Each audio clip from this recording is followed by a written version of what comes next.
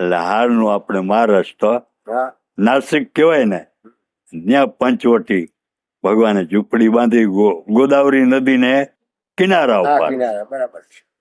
બાજુમાં 30 કિલોમીટર પરા એ જ્યોતિષલિંગ, અહીંયા નાસિક થી 30 કિલોમીટર ત્રંબકેશ્વર. હા બરાબર. વાહ વાહ. અહીંયા ભગવાને ઝૂંપડી બાંધી અને ભગવાન આવ્યા હતા ભૂમિનો ભાર ઉતારવા માટે. હા ભગત હા. આ તો બધું બાનું હતું, 14 વર્ષનો વનવાસ ને ભગવાનને બધી ખબર હતી. એને તો કરવું હતું, પણ કઈ નહીં ખબર હતી. એક આપણે ઇતિહાસમાં કવિ કાગે લખ્યું છે કે રામચંદ્રજી ભગવાન, લક્ષ્મણ, ભરત, શત્રુઘ્ન બધાય નાના નાના બાળકો હતા ને, સરજુ કિનારે છોકરાઓ ભેરા રમવા જાય. વાહ વાહ વાહ ભગત વાહ. દશરથ રાજાને એવું નહીં હતું કે 4 છોકરા ભેરા આવી અને ભેરા દશરથે ભેરા જમતા. બરાબર.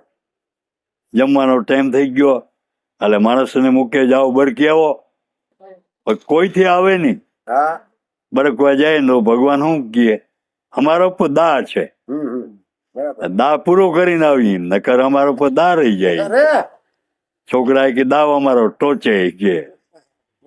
આને છેલ્લે કોઈથી ના આવ્યા ને તો દશરથ રાજાએ કઈને મોકલા. વાહ વાહ. કારણ કે ભગવાન રામ છે ને અતિ પ્રેમ હતો કઈને. ભરત કરતા પણ એને રામ વાલા હતા બહુ જ. બરાબર. કઈ માતા કહ્યું, હાલો રામ, તમારા પિતા વાટ જોઈ છે, મોડું થઈ ગયું, એને જમવાનું બહુ મોડું થાય, તમારી વાટ જોઈ. તક વાત સાચી, અમારે દાવ ચાલુ છે, અમારો દા પૂરો થઈ જાય પછી આવી. હા ભગત હા. તાકી તમારો દા તક અહીં પૂરો થઈ જાય, તક ત્યાં સુધી ના આવી. એ થોડીક વાર માથાકૂટ કરી, ભગવાન આવતા નથી. પછી કઈ માતાને એકાંતમાં લઈ જાય રામ. વાહ વાહ. માતાજી અહીંયા આવો, એક વાત મારે કેવી. કે માતાજી હું આવ્યો ને ભૂમિનો ભાર ઉતારવા આવ્યો છું. અસુર લોકો બહુ વધી ગયા. પૃથ્વી માતાજી હવે આ ધર્મનો વિનાશ થઈ ગયો. પૃથ્વી માતાજીથી ભાર આ સહન થતો નથી. હા બરાબર. એ પાપી લોકોને મારે મારવા માટે મેં અવતાર લીધો. એમાં તમે થોડુંક મારું કામ કરી દો. તાકે હું, તમે મને 14 વર્ષનો વનવાસ આપો. એ કે તમારે 2 વચન માગવાના છે. કઈને દશરથ રાજા હતા ને, મહાન હતા એમ. ઇન્દ્ર રાજા સ્વર્ગમાં દશરથને બોલાવતા, બોલો. બરાબર. એનું સિંહાસન અડધું બેહવા માટે કાઢી દેતા. એમાં રાક્ષસો અને ઇન્દ્ર રાજાની લડાઈ હાલતી હતી. એટલે ઇન્દ્ર રાજા રાક્ષસોને પૂગતા નહીં, બોલો. હા ભગત હા. દશરથને બોલાવ્યા વાહ વાહ. અમને મદદ કરવા. કઈ હતા ને એ લડાઈમાં મહારથી હતા, બોલો.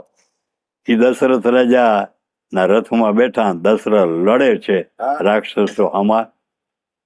એમાં રથના પૈડાનો જે ખીલો હોય ધરાનો નીકળી ગયો, બોલો. અને બરોબર દશરથ રાજા જીતમાં જ હતા, પૈડું નીકળી જાય એટલે તો હાર થઈ જાય. એટલે કઈ જાણ્યું કે અટાણે મોકો છે જીતવાનો, જો રથનું પૈડું નીકળી જાય તો રાક્ષસો અમને હરાવી દે. આ ખીલાની બદલીમાં પોતે ધરામાં આંગળી રાખી દીધી, બોલો.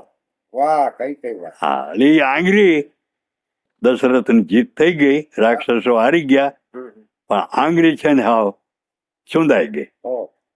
એટલે દશરથને ખબર પડી, અરે કઈ તમે આવું બધું કરવું જ પડે ને, કે તમારે હાર થતી ગઈ. આ રથના પૈડાનો ખીલો નીકળી ગયો તો પૈડું નીકળી જાત. દશરથ રાજા એકદમ ખુશ થઈ ગયા. કે માગો તમારે જે માગવું હોય ને. તાકે મારે વચન માગવું છે. વાહ વાહ. બરાબર. 2 વરદાન દ્યો મને. તાક ભલે માગી લ્યો. તાકે અટાણે નહીં, સમય આવીએ ને ત્યારે માગી, અટાણે જમા રાખી દો. દશરથ કે ભલે તમારું મન પડે તો માગજો. આ 2 વચન હતા ને, એ રામે કહ્યું તમારા બે વચન છે ને કઈકઈમાં એકમાં વાગી લ્યો ભરતને ગાદી મળે, બીજા વરદાનમાં રામને 14 વર્ષનો વનવાસ. વાહ વાહ. કઈ માતા કે ઈ કરું તો દુનિયા મને ફિટકાર આપે કે ને એવો અપજ અમારાથી લેવાય? હું તમને વનવાસ મોકલું તો દુનિયા મને શું કહે? દુનિયા જગત મને હાલવા ના દે. અરે એવો અપજ મારે નથી લેવો. રામ કરે છે માતાજી આટલું મારું કામ કરી દો, નકા હું વનમાં નહીં જઈ હગું. વનમાં જાઉં તો રાવણ સીતાજીને ઉપાડી જાય, અને રાવણ સીતાજીને ઉપાડી જાય તો એને બાને મારાથી રાક્ષસોને મરાય. બોલો. બરાબર. અરે પણ તમે વનમાં જો ના મોકલો તો આ મારું કામ જ કેમ થાય કે? કઈ માતાને બહુ કહ્યું એ કે તમારે મને એવો અપજ દેવો હોય હા તો મને તમારે કંઈક ફાયદો કરી દેવો પડે. બરાબર. મને કંઈક હું માગું એ તમારે આપવું પડે. તાકે હું આ જન્મતા થઈ ગયો, આવતે જન્મ તમે મારા દીકરા થાવ. બોલો. વાહ વાહ. અરે ભગવાન કે માતાજી તો હું જન્મો જન્મ બંધાઈ ગયો છું. બરાબર છે. શત્રુપાન મનુ રાજા એની મને બાંધી લેતો કે તમે જ્યારે જ્યારે પૃથ્વી ઉપર મનુષ્યનો અવતાર ધારણ કરો હા ભગત. હે રામ રામ, ત્યારે અમે તમારા મા બાપ થાય. બોલો. વાહ વાહ. અરે ભગત. અરે એટલે એ તો એ કહેવાય જો અટાણે છે ને આ દશરથ ને કઈ હા કૌશલ્યા એ શત્રુપાન મનુ રાજા હતા. બરાબર. આ અવતારમાં કૌશલ્યા દશરથ ત્યાં. એવી રીતે હું બંધાઈ ગયો છું, એટલે તમારો દીકરો ન થઈ શકું. બોલો. તો મારે એવડો અપજ લેવો નથી. પછી ભગવાને વિચાર કર્યો એ કે માતાજી એક ઉપાય છે, આવતા અવતારમાં જન્મ તો મારે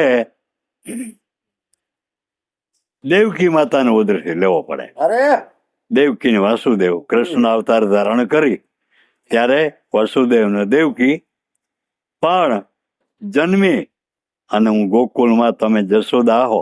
વાહ વાહ.